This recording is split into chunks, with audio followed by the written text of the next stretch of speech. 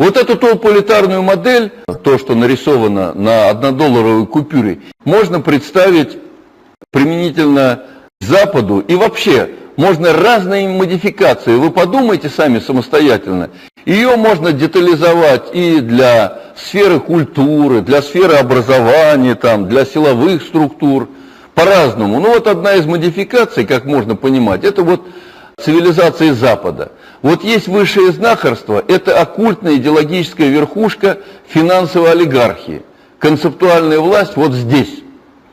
Дальше есть ростовщические кланы, это диктаторские управляющие хозяйством цивилизации.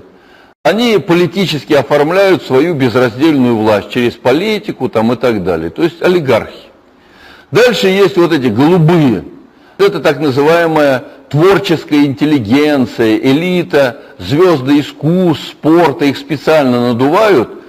Они создают демократический фасад, привлекательность.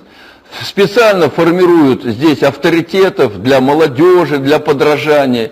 Их прикармливают специально. Кстати, у нас сейчас это тоже вот практикуется. Молодежь берет пример с чего? Фанаты так называемые, со своих идолов. Поэтому таких идолов, авторитетов формируют.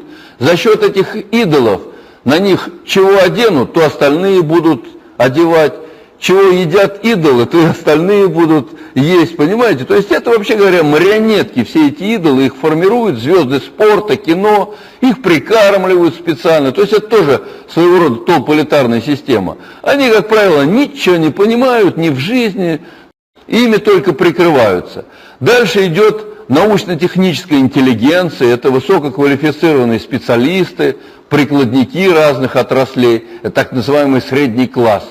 И внизу рабочее быдло, занятое в средстве производства, ну и не обязательно материального, и услуг всяческого.